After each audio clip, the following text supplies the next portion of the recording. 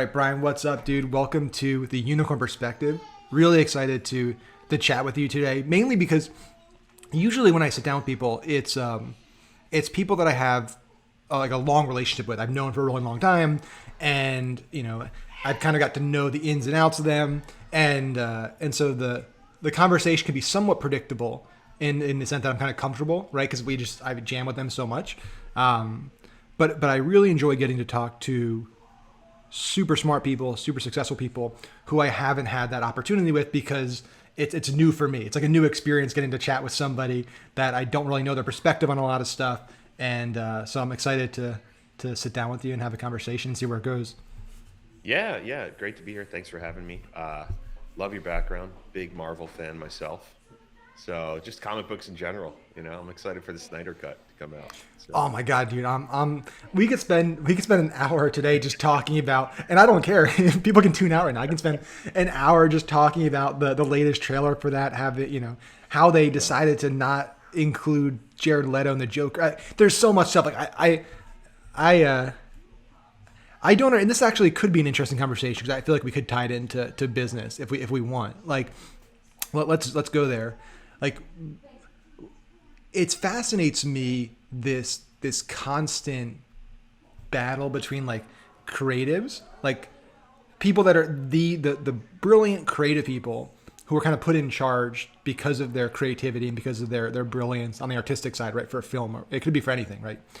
And then there's kind of that big corporate machine behind it that says like, go do this thing, we trust you. But then when you do that thing, we don't, our focus groups don't, like it. We're going to decide, we're actually going to bring in somebody else. We're going to, gut it and change it. And it seems to happen time and time again. And it seems that it never really works out, right? I'm listening to like the oral history of The Office, a podcast about the history of the TV show. And the same thing happened with The Office when Steve Carell left. They, NBC had just changed ownership to Comcast, and they came in and said, we need another big star to come from the outside. And everyone knew that was a terrible idea. And they brought in James Spader, and the cast basically said it was a disaster. Like that whole season was just a disaster. I don't even know what the question is. I'm just curious, like, what do you think drives that? Do you think that continues, or do you think like with streaming, do you think with this advent of like the Snyder Cut becoming a thing and more of these kind of longer form movies and having more distribution that we see more creative flexibility and latitude and less like corporate involvement? I mean, no, I think corporate No, involvement's always yeah. going to be there. You know, running a team myself of creatives and engineers together, it's the yin and the yang. You need one half to balance the other. For me, I'm a hyper creative, so I have always been in love with pencil and paper. I was pretty darn good at drawing at a very young age. That evolved into all kinds of creative pursuits. I mean, guitar. I love making movies and photography and editing and really anything, writing, anything creative. I dig it. I'm into it, right? Uh, However, I need, I'm the kite. I need a string. And so I surround myself with really, grounded people. If you've ever read Rocket Fuel, that's a good one. That's all about the integrator and the visionary. And I find that creatives are the visionaries typically, and then you need an integrator. You need the string to your kite. So to answer your question, do you think it'll ever come away from that? Probably not, right? You're going to need people that have vision. You're always going to need people that are creative, but you need people to put it into play as well, right? So Yeah. even Van Gogh needed somebody to make his canvases, right? So I think that it's going to forever be a balance. Let's just hope it doesn't go too far to the corporate side, right? I prefer the balance a little bit more on the creative side, uh, but if it goes too far to corporate, then it just becomes soulless money robots chasing views and eyeballs, and you don't want that.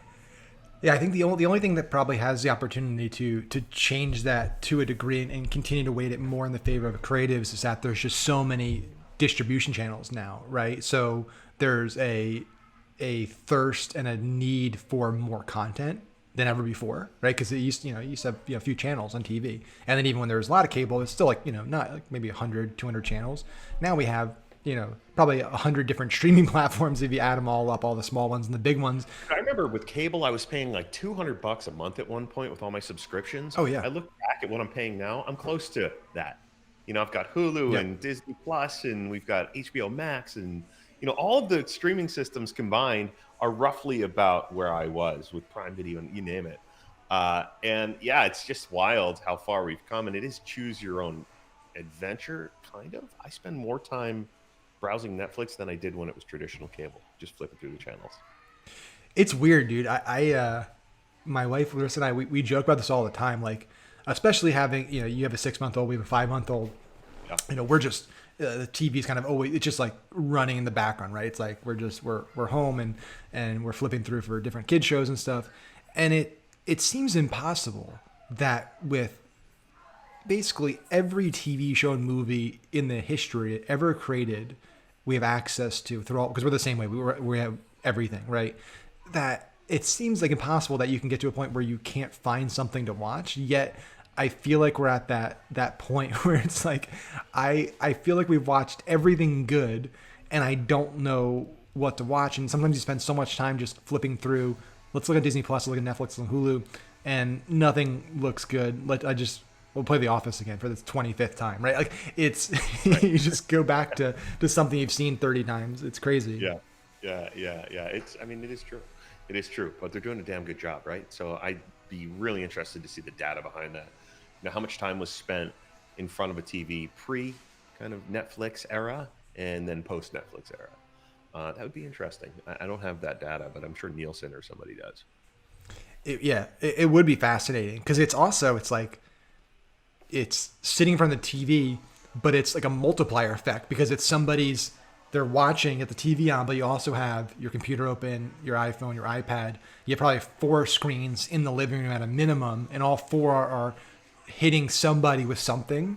And so that's what's crazy is how normal that's become. And for me, it's like, people talk about, and this is kind of the visionary component, like the futurist, like what's coming. People talk about the chips, like Elon Musk's Neuralink and all this stuff coming, right? And how a lot of people are like, it's crazy. I would never put a chip inside my body. I would never, like, that's ridiculous. And it's like, I'm sure if you told somebody even 10 years ago, let alone 30, 40, 50 years ago, that, hey, in 2021, you're going to have a computer that you wear on your wrist 24/7 that's beeping, tracking you, sensing, you're looking at your wrist all the time. You're going to have another computer in your pocket at all times. You're going to have, a computer on your lap all the time. Like, people would think that's no way that nobody would do that. Nobody would be tracked 24/7 and nobody needs that much information. Like, just go out there and have fun with friends. So you get used to things slowly. It's this gradual progression of like, okay, here's a phone, carry it with you. Okay, we'll put a phone on your wrist. Okay, you have it with you. And now we're going to put, a little sensor under your skin. And then it's like this really gradual thing. And then you get so used to the benefits of that technology. Yeah, I don't know if I'd call it gradual. It seems to have come on hot and heavy, right? We went from a phone to a watch to a brain implant uh, in the matter of no time. I forget who said it, but somebody might have been, man, it might have been a guest on Joe Rogan, but they were talking about how we are already telepathic, Yeah. right? So, I mean, what's the difference between holding a supercomputer in your hand and texting a friend or doing a FaceTime and mental telepathy, right? Speaking of Marvel, we're like all Professor X already, right? And it's in that evolution to a brain implant. I mean, nears makes no difference to superhuman at that point, right? We're giving people with cerebral palsy the ability to walk and perform and feed themselves, whereas they couldn't before. And I mean, it's miraculous if you think of it, and I think it will go there. I think we'll get there. It just takes a large enough subset of case studies and test studies and use cases until it becomes adoptable. And I mean, look at the vaccine, right? Yeah. So the vaccine is a great case of that. Whereas, it just needed enough people to not die from the first batch in order to make it great. And, I got the shot yesterday. So I'm very happy about that. A little sluggish today, definitely feeling a little bit tired and whatnot. The body's fighting it off. But, I think we'll get there. I think we'll get to the point where Neuralink is just the first step. At what point do you start replacing limbs and body parts and eyeballs and to where you're literally a semblance of a human, or the definition of a cyborg. I think it'll come. So there's no Yeah. stopping it. Like there's And no what's stopping the internet.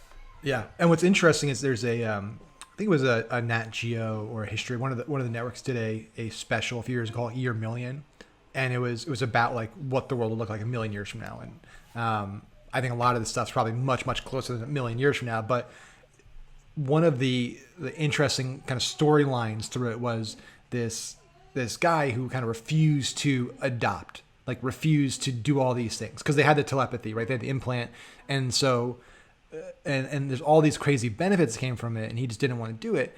Eventually, he caved because you can't function. So that's what's interesting is that I feel like the more advanced we get, the harder it is to sit on the sideline if you want to participate in society. Because basically, we're sitting at a dinner table, a dinner party, and everyone was sitting there, and nobody was talking because they were all telepathically talking.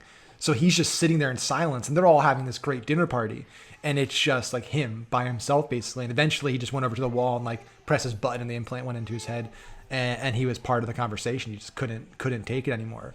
So it's Yeah, I interesting the mean, social imagine cost that. of that. Imagine we get to the point where we're replacing limbs and we've got the brain implant, and 90% of your body is now cybernetics. I mean, it's going back to Marvel, right? I'm sure you're a WandaVision fan. Yep. It's the shape of Theseus, right? At what point are you not a human anymore? At what point are you still the original form, right? If you continually replace one plank by one plank by one plank, is it still the boat after none of the original parts exist? Right. It's a So very interesting question. getting deep into philosophy there, but long-winded way of saying I think it will come. I think advancement is just the way of life, right? We're humans. We live linearly, so we move forward always. So talking in the future and tying this into kind of what you guys do and what you really specialize in. Let's start. I'm gonna start in the future, and then we can work backwards. Like 10, 20 years from now, do you think this is a question I've asked a lot of people, and I have mixed feelings on it. Do you think we end up with just like three mega companies, right? Like Amazon, Apple, Google, maybe Walmart. I don't know because they've blown up as well during this pandemic, but it Yeah. seems like it is the gap between most companies and then the Amazon, Apple, Google is just getting wider and wider and wider, and they're just Amazon especially seems to be very intelligent about instead of like making it seem like they're monopoly by just continuing to expand in a single vertical, they've gotten their hands into a lot of different things, whether it's healthcare, whether it's banking. They're kind of spreading their tentacles and then vertically integrating each one of these. I'm curious, as somebody that has a lot of experience with Amazon, like what do you, and obviously just tech and being a visionary and a leader, like what do you think 5, 10, 20 years from now it looks like? That's good that you put a time frame on it because, and a long enough timeline, I would hope that capitalism dies. I mean, I'm a capitalist. I love being in it for profit. I think that Darwinism is real, and we can go into that for a while. But I would hope that the human race evolves on a long enough timeline to understand that value given is value earned on a global scale. But 20 years from now, yeah, it's a really interesting question. I'm very familiar with Amazon. Of course, I use Google all the time. I used to have an agency for Google. Now I have an agency for Amazon. And I think Apple's a phenomenal product. I have everything they've ever made, literally everything they've ever made. The newest out to the oldest. I'm a super fanboy. But it is a triopoly, right? So it really is, at least in the States. You go outside of the States and you've got other major players, Alibaba, certainly what's the search engine in China? I'm not super familiar with it, but it is dominant in that space. So, do I think it will be the Amazon, Google, Apple conglomerate? No, I don't think so because I think there's still enough. There's still many, many, many large players if you consider it on a global scale. And a lot can happen. I mean, even just in the Amazon space, which I'm most intimately familiar with, Walmart poses a really big challenge for Amazon right now. We're lucky enough on our team at Canopy to have several of the top brass players from Amazon leave Amazon to join us and work with us inside of what we say inside of the canopy or under the canopy. And they've given me a ton of insight. And so, one of the things I've learned recently is that Jeff Bezos is most concerned and most threatened by a Walmart play to take down Amazon. And if you think about it, arguably there's a better business model there. Amazon has 2-day delivery, and that's fantastic, or 1-day delivery, or same-day delivery. I lived in Chicago for a long time. We had 1-hour delivery, which is incredible. But when you go out more into the rural areas of America, there's no 2-day delivery. There's no 3-day delivery. It's a week or more. Right? It's very rural, very remote. But you're never, no matter where you are in the States, you're never more than a couple miles from a Walmart, right? And imagine if Walmart converted every one of their centers to fulfillment centers. Then you've got a real contender for Amazon. You really, really do. And, you know, it could serve those underserved areas in 1-hour delivery, not globally, but throughout the United States. So, do I think Amazon has a firm hold on the market? Yeah, absolutely, right now. But with a few moves, I think with a few mergers, if they can, if a few of the bigger players, Target, Walmart, potentially getting together, if they got together, I think it could be, uh, pretty threatening for good old Jeff. Yeah. Um, And I'm here no, I too, by don't. the way. My DSLR times out, which is really annoying. So I'm still here. I'm just gonna switch to a webcam while we talk. No worries. No worries. But yeah, so it's it is interesting and kind of ironic that the big box stores that were 10 years ago, everyone's saying 5-10 years ago, hey, they have too much retail exposure and they're not online enough and they're going to get crushed by the online players. And now in like 2020, 21, it seems like a lot of these .com companies have moved to, brick and mortar, not fully, but like a lot of the D2C companies have opened retail stores, and COVID's changed that. I think if COVID didn't happen, maybe things would be a little different. But it is ironic that like one of Walmart's greatest advantages now is the fact that they do have that brick and mortar and that kind of massive exposure, and especially in middle America, you're right, where that's a huge advantage that they're in all these towns and they have really quick access to a massive percent of the population. Yeah, yeah. It's. I mean, so there's always an opportunity. I mean, a lot of people don't remember the search engine wars, but there was Netscape and AOL, and there was a lot of different search engines out there that were vying for the top spot. And typically the first one to gain dominance is not the one that remains. There were pre-Amazons, and there will likely be post-Amazons. I don't think Amazon will ever go away. I think they'll be there as a staple for a good 10 to 20 years minimum. But there will also be advancements outside of just what you consider traditional online shopping, right? And Amazon will have to evolve. A lot of people won't be on their phone. They won't shop on their watch or in front of a computer. They'll shop via Neuralink, or probably the next evolution is glasses. So I think it's the ability to change and to stay ahead of the tech wave is what keeps businesses alive, afloat, and relevant. I agree. So speaking of like that kind of future products and stuff, what do you think about? And I don't, if you're not very familiar with them, that's totally fine as well. I just assume based on your background and stuff, you're probably plugged into it. This boom in NFTs and digital assets, and somebody that sell, you sell what, like probably $1 billion worth of under Canopy, a billion or so a year of products, right? Mm-hmm. So you have a lot of insight into online retail.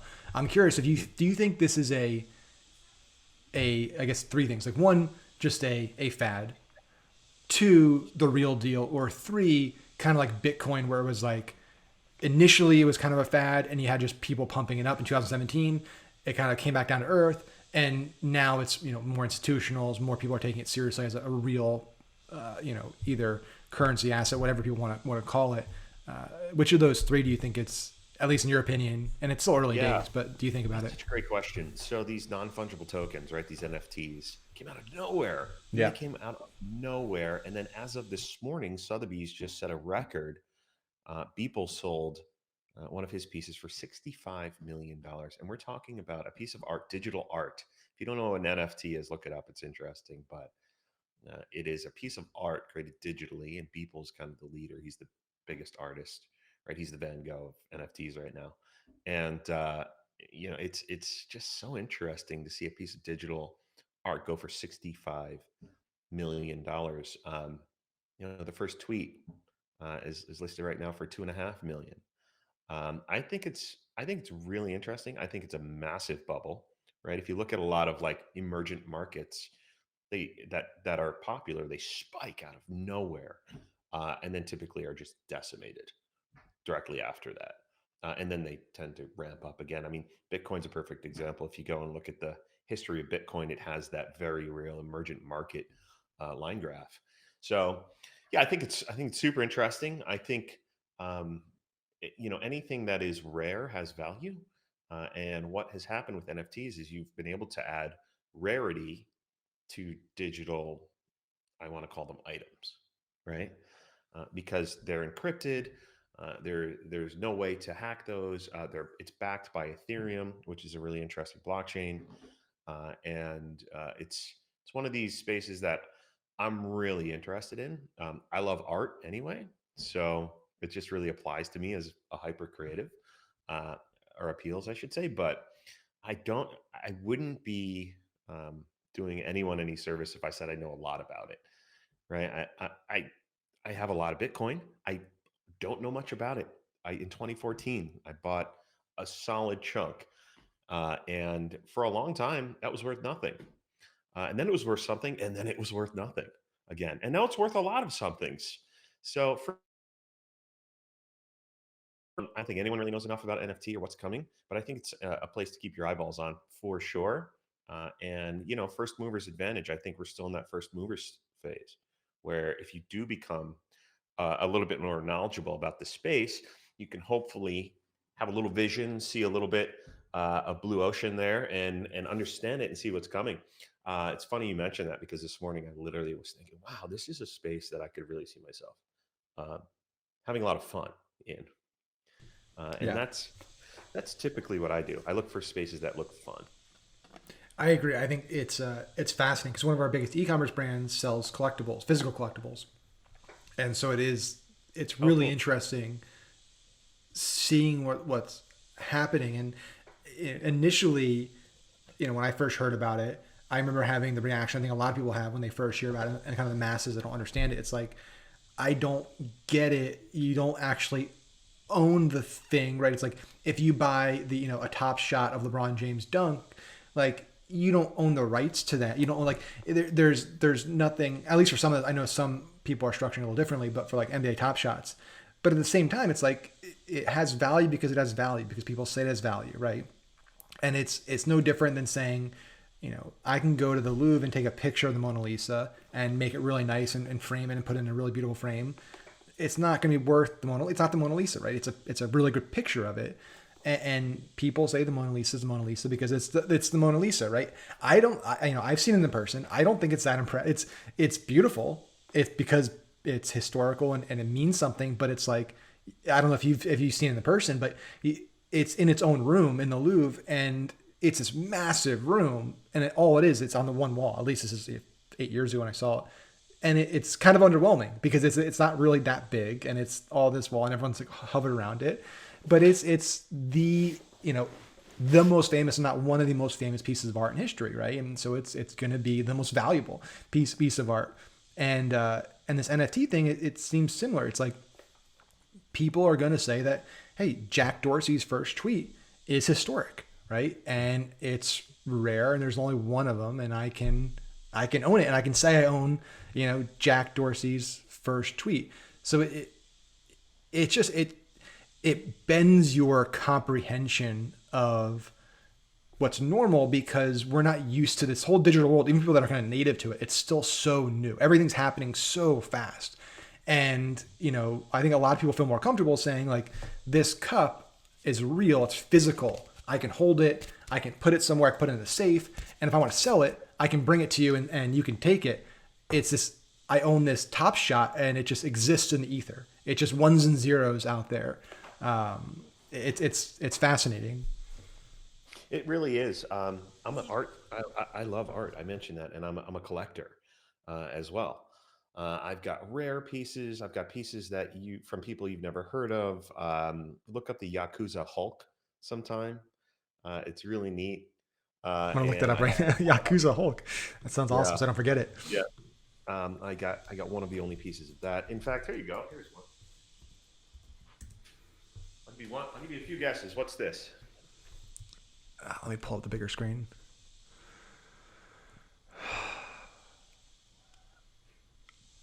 I see a woman coming out. Is that is that a genie, or I can't tell if Yeah, something's coming out of the a it's bottle. like a genie. Yeah, kind of coming out of a bottle there. This is an original Salvador Dali. Oh wow. Uh, Out of his sketchbook. And he painted on it and everything. And that I only bring that up to exemplify the point that that has value, right? Because it's rare. It's a one-off out of his sketchbook, um, and that makes sense to us. I think having an encrypted piece of digital information is very difficult for most people to understand right now. But you said it already, and I love that you said that. It has value because people say it has value.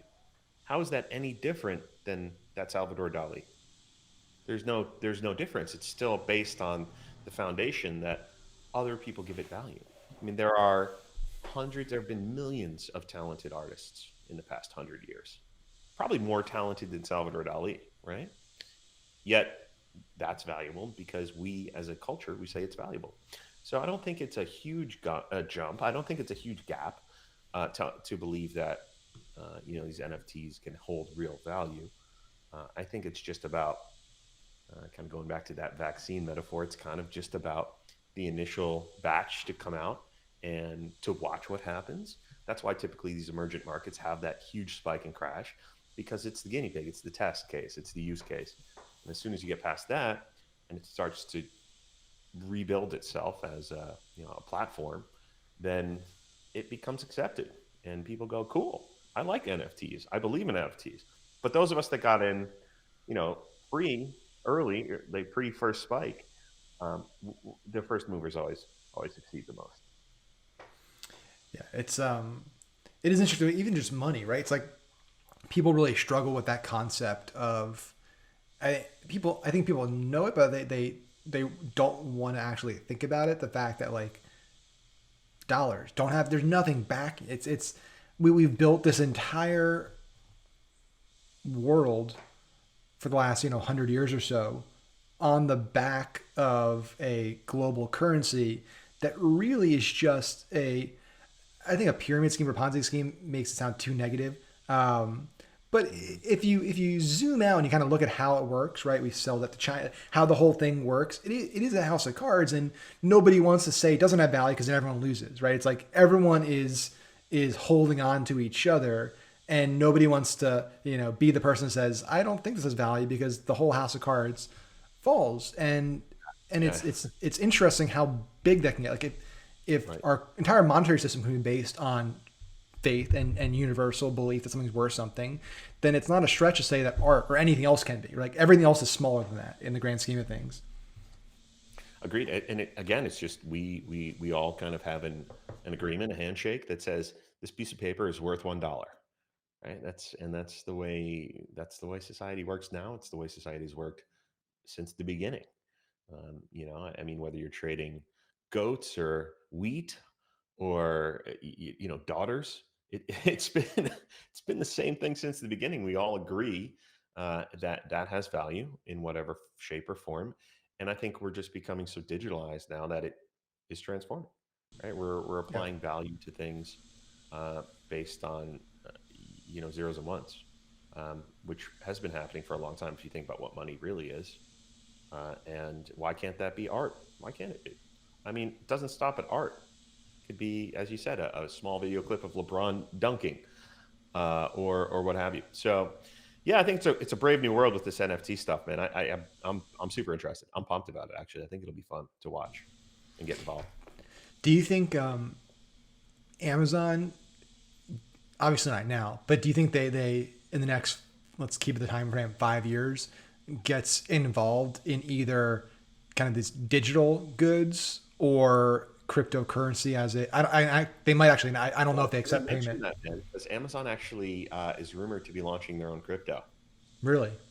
Yes, yes. So keep an eye on that because that's a space that can be backed and I think understood. Again, it's how quickly will the population agree mutually that something has value. Bitcoin is still up and down, and that's because it's not fully adopted. And I think that any of the major conglomerates, the triopoly, right? Like we talked about, Google, Apple, Amazon, they come out with their own crypto. It's going to be more readily adopted, more quickly adopted, and understood that it is backed by real value. And so I think the bigger players will get in the game. I think they're late to the game. I think they should have already been there. But when they get in, I'll be in.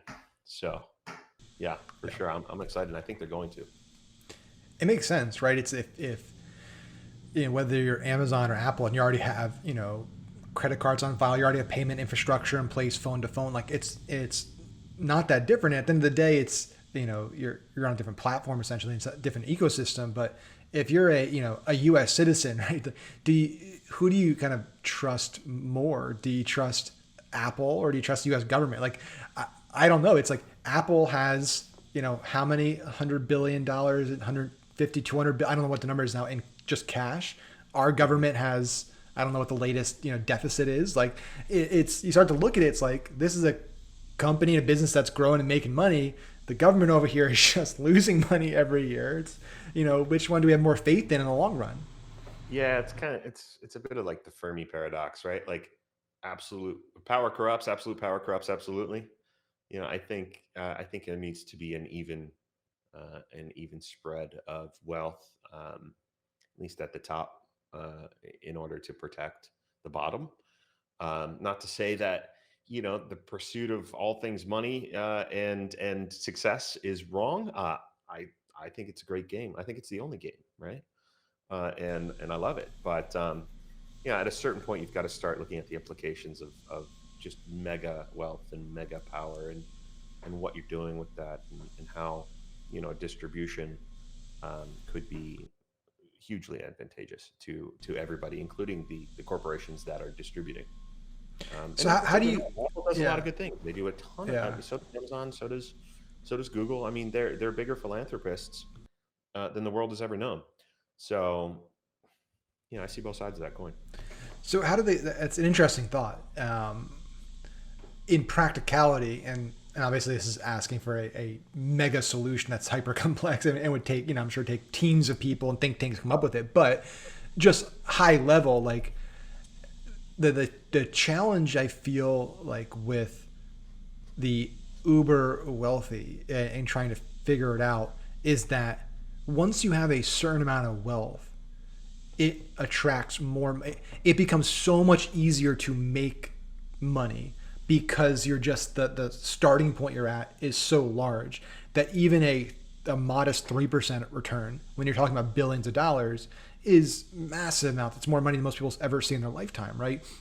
And so you look at like Mackenzie Bezos or Mackenzie Scott now, like I think in the last year she gave away 10, 30, I forget how many billions of dollars she gave away. She Yeah. has more money today than she did last year, even though she's given away so much money because Amazon stock has appreciated. Right. And so that's the hard thing. You look at these people, Gates and Bezos, like they have whole companies essentially set up with offices and people that are their full-time job is giving their money away. Mhm. And they, at the end of the year, they're worth more. And so it's a weird challenge. It's like, how do you get to the point where it's, their wealth stop, if that's what your goal is essentially, is like to stop the gap becoming bigger and bigger and bigger. How do you do that with just how capitalism works and how their wealth is created, which is usually through stock appreciation? Yeah, I mean that's a conundrum, right? It's a really interesting one too. But I'm a big believer in the flywheel. I think everything in business and life is about momentum. And what they've done is they've been able to create this massive flywheel, right? And they're just getting the momentum moving so quickly in one direction that it's difficult to stop it, even if you try to stop it, right? It's got the kinetic energy to keep going. And I think that is true on both sides, right? It's true in a positive momentum, forward momentum. It's also true if you've got negative momentum. It's easier to gain negative momentum if you've already got negative momentum. It's easier to gain positive momentum if you've already got positive momentum. And bringing it down to kind of like a micro level, it all comes from the choices you make in the moment every day, and it's just a successive, it's just a series of good choices being made and the right moves being made by Jeff. I mean, he's like, I'm going to sell some books online. It's where it started, and now he's like, I sell whatever I want, and it's pretty inspirational. And then when you get closer to the flame and you do start to understand um, the man or the woman behind these mega businesses, you realize it's not luck. You realize it's not. I mean, much of it is right time, right place, right product. But even then, it's not luck. It's an insane amount of hard work. It's an insane amount of dedication and focus and refinement of the vision and finding the right people and going through just massive turmoil. I just read The Hard Thing About Hard Things, great book. And that's what it is. It's doing the hard things. It's making the right decisions and increasing the momentum on the flywheel. And so for me, I've never been one to look at people at the top and cast stones, right? I always say, well, how do I get there, right? And I've tried to reverse engineer the moves and the psychology and the lifestyle and the mindset and how do I achieve greatness? And I think you're right. At a certain point, it's well beyond the money.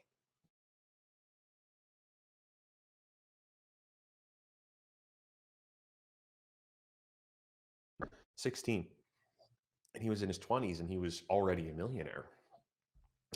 And I said, "What's the trick?" He said, "The trick is getting past $600,000 a year."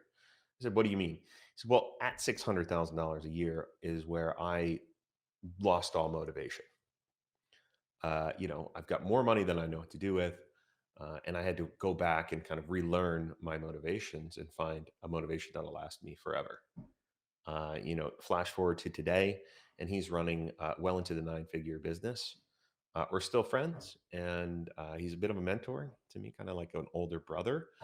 And I've heard that from many people. I'm friends with a bunch of very successful, well-known executives, and even ball players. I think face the same thing, where your motivation wanes once you find success, and so it has to go deeper than that. It has to go into your real why. And when you start, I'm only one or two removed from a lot of these, like Jeff Bezos, for example. I hear the stories directly, and his motivation is not money. If you look at him, it never really has been. It's revolution. So, I mean, if you think about where we are today, 2021, we're in the midst of an e-commerce revolution. COVID just accelerated that, and I think these revolutionaries um, see change. Think about Elon, coming back to that. They're extreme visionaries that see change, and it's typically for the greater good. I, you know, I want to believe that, right? I want to believe that their why, their motivation comes from the vision of a better world. And you move from, the stages in life. You move from significance into legacy, right? Like where you're trying to make yourself significant. Once you get past that, the next step tends to be, let's build a legacy, right? Contribution is a step along the way. You move from significance to contribution to legacy, and I think a lot of these leaders have made that jump, and it's for me. I find it inspirational. So I don't view the big guys. I don't view the triopoly as the three horsemen of the apocalypse.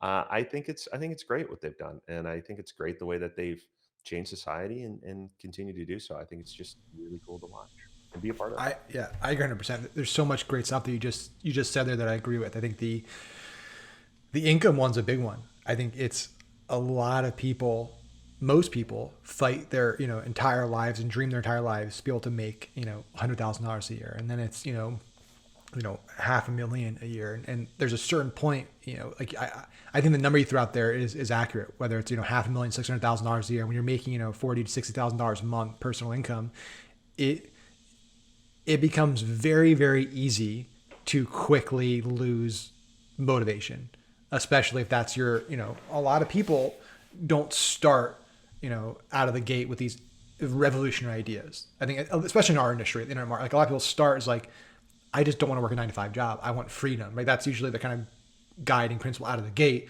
And then eventually needs to evolve and morph into something bigger, or else there's kind of a trap where you just stay, kind of stay at that level, or even go down because your lifestyle increases, but you're not growing anymore. So totally agree with that. With the three horsemen, I really like that, and I don't think they are either. I agree with you. I don't believe that Tim Cook and Bezos and then like wake up in the morning and have evil plans, right? I think they wake up in the morning and they genuinely want to make the world a better place. I think they are ruthless capitalists. I think they're when they're in negotiation rooms, like they're going to be hard ass. I don't think they're like friendly people. I think they're ruthless. Steve Jobs is ruthless, right? What I do worry about, and I'd love to get your thought on this, is if there's a point where these individuals, and I'll throw Zuckerberg into the mix here, have too much power over, and basically the world, right? Like unelected officials, right? We elect who we want to lead us, right? We elect and we can go into an argument about like whether that's electoral college and all that stuff, whether it's true representation, and that's a fair argument as well. But generally speaking, we go to the voting booths and we say we want these people represented at the state level. We want these to be our congressmen, our senators, our president. But nobody elected Mark Zuckerberg to run Facebook, and Mark Zuckerberg, through very smart maneuvering and through some of luck of having Sean Parker kind of give him a lot of his shares early on, has special stock in Facebook, which has more voting rights. So essentially, like, he cannot be removed. Like, even the shareholders can't really remove him from leadership position. So he's kind of like in this bubble as the leader of one of the biggest companies in the history of the planet that controls the social interactions of most human beings. And I think the optimist in me wants to say these people, they genuinely just want to make better technology and improve the world and improve connectivity and all that stuff. But there's examples recently, especially, where it does feel like individuals have, biases, and that they have personal beliefs and personal opinions, which we all do. And that can bleed into business decisions, which can impact billions of people. And the example I'll give is like Parler, right? You have a private company that is being run in a free market, and within basically a 48-hour window, every single provider that allowed them to exist as a company turned them off, right? So they lost distribution by Apple, Google, and the App Store, but they were still okay on the website. Amazon takes them off AWS, nobody else will touch them, so they're offline. They lose their accounting software, their customer service software, their SMS software, their ESPs. So basically, like, they are wiped off the face of the earth, essentially. Like, if you don't exist online, you don't exist as a company. Right. And it all started with if Facebook, if Facebook, Google, Apple, Amazon didn't make those decisions, the 100 other companies, all wouldn't have probably made those decisions. They did it because it was cover their ass socially. I'm curious, like, and this isn't even just about Parler as a company. Like, let's take that, just assume it's just a generic company. Like, more so about the fact that is even a possibility that it can happen. What your thoughts are on that? Yeah, cancel culture is real. You can get canceled pretty quickly. And I think it's the dark side of the amount of connectivity we all have now. It's hive mind on hyper speed. So, I think I think it's scary. I think it's unfair in many ways, but a reality, and you have to be aware of that and protect the downside, right? I mean, going back to Zuckerberg and becoming kind of the king of this global universe called Facebook, or should I say ecosphere, right? That's amazing, though. I mean, say what you want, but the guy did it.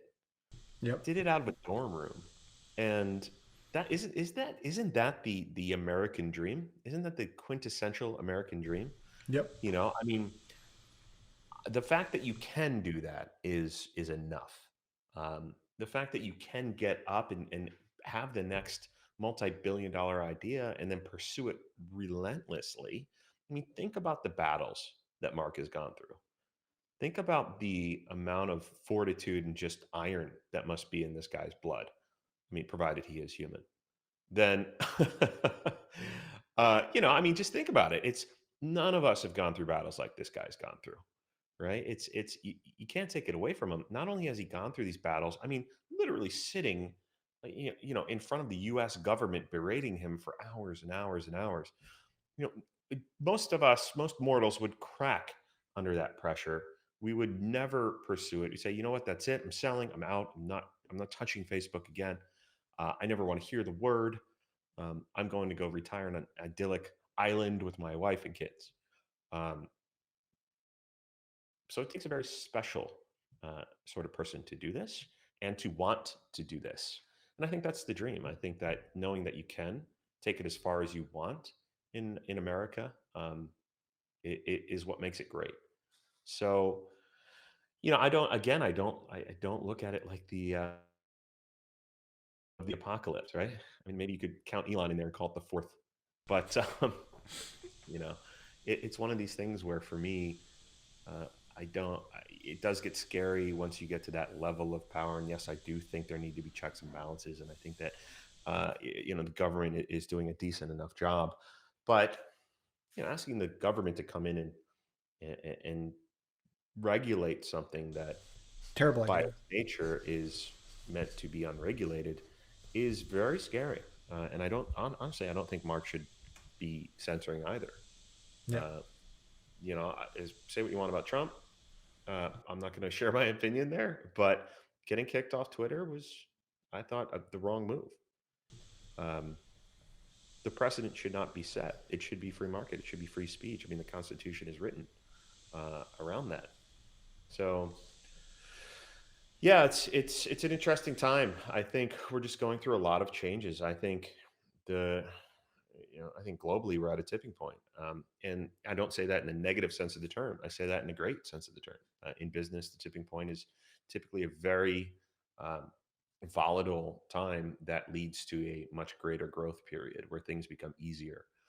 And if you think about where we are now, it's never been more difficult, right? If you think about everything that's happening, COVID, and everything that's happening globally with these giant, social conglomerates, and there's a lot of cracks in the foundation, and that typically is a good thing. That's how you build muscle, right? You break down the muscle, it hurts, and then it repairs itself, and all of a sudden you have a bicep or some abs, right? And that's exactly what I think is happening here is this tipping point. Once we push past it a little bit, I think things will smooth out as they always do. It's much like the Bitcoin line graph that we were talking about. Everything spikes and then tends to smooth out. So it's funny because my friends and I were talking about this last night. We went and got dinner, and I said, "You know why they called it the Roaring Twenties, right?" And kind of everyone's like, "What are you talking about?" I said, "Well, the Spanish influenza happened, literally in 1919, 1920, and now here we are 100 years later with the coronavirus, and we're about to enter the same period. I think we're going to have the Roaring Twenties." Hopefully not followed by a giant depression, but Yeah. Or two world wars. or Yeah. wars. But I think it's going to be a hell of a party. I think a lot of things are going to go right. I'm an optimist, so I like to look at it that way. But history does repeat itself, and it already is repeating itself. And there's going to be a lot of good times, I think, forthcoming. And the coronavirus just really amplified a lot of what's going on. We had nothing else to do but pay attention for a good year. So the good news about humans is we tend to figure it out. We're pretty resilient as a species, and I believe that it'll be all good. I like that. I like the optimism. I just realized too we're at the hour and didn't even talk really about like what what you guys do in the Amazon business. And I'm sure you do tons of stuff where you talk about hacks and tips and stuff. So I'm sure people can find a lot of great information out there from you. I enjoy having these deeper conversations because I think there's a lot more value in your perspective on those things. But for somebody that's watching right now, listening right now, that has an Amazon business, is interested in, like, can you just share like high level like what you guys do, and for like who's the right fit for you guys, and for those people what they can do to learn more about Canopy and the services you offer. Yeah, no problem. We are so it's canopymanagement.com. We're an A to Z done for you Amazon management agency. So we will, take your brand from wherever you are to 7, 8, or 9 figures on Amazon. We only work on Amazon. We kind of put on the horse blinders and said we're going to become the best in the business in terms of Amazon management agencies. And that's what we've done. We're a team of over 100 now. We've grown pretty quickly in the past 2.5 years, and our results show it. 84% year-over-year profit growth for our clients on average. That's amazing. And we work with all walks of Amazon sellers, down to the 5-figure a month sellers, all the way up to the 7 and 8-figure a month sellers. So we've got solutions around everything there for everybody. That's amazing, dude. And yeah, I think it's right now is we work with a lot of people on the Shopify side, right? And it's, diversification is huge. Like if you're not on Amazon, if you're not on Walmart, if you're not on these different platforms, you're leaving so much money on the table. Vice versa. Whether you're on Shopify, again on Amazon, whether you're on Amazon, you're on Shopify, it's just diversification. I think nowadays is huge, and you guys are the best in the biz when it comes to the Amazon side of it. Yeah, I appreciate that, and I agree with you. I think 1+1 = 17 when you add Shopify and Amazon together. You get a lot of really cool overlap. You get a lot of cool boosts. All boats rise with the tide. And a lot of the times I get people asking me, well, why should I be on Amazon? I'm already doing well on Shopify or any other e-commerce platform outside of Amazon. And I typically ask them what their conversion rate is. And so a good conversion rate on Shopify is like 2%, 3%. Yep. Right? On Amazon, you're looking at 20%, 25%. So, what you're giving up in some of those Amazon fees, you're more than making up for in conversion rate. And that's why I always say it's great to have your own Shopify store, but it's also great to have your Amazon store too. 100%, dude. I couldn't agree more. It's been awesome getting to jam. This was a great conversation. I had a lot of fun with it, and definitely want to do another one. So we'll schedule. Love to schedule maybe a part 2 and dive deeper into some of this stuff, because there were some big topics that you could probably spend an hour talking about. It's nice to do a podcast where I'm not just talking about Amazon, so that's always fun. That's my goal. That's like the one thing I kind of get repeatedly, and I do it mainly because I used to do so many podcasts, and every single one I would say the same. It would be, what's your top 3 Facebook ad hacks? What's your top 3? And I'm like, I've already answered that 20 times. Like, I don't want to repeat it. And so for me, it's like, on the other side, I don't want to bore somebody. Like, nobody wants to get on here and rattle off the same Amazon tips they've probably spoken about in stages and masterminds and stuff. So I find it like my goal is to make it more fun. I don't mind it. I love talking. I'm sure you love it. Yeah, I love what I do, but it's like, make it a little more enjoyable for the person on here to talk about some different stuff here or there. Totally. Awesome, man. Well, it was great having you on. Thank you so much, dude. We'll have to reconnect, and we'll see everyone next week on the next episode. Thanks, guys.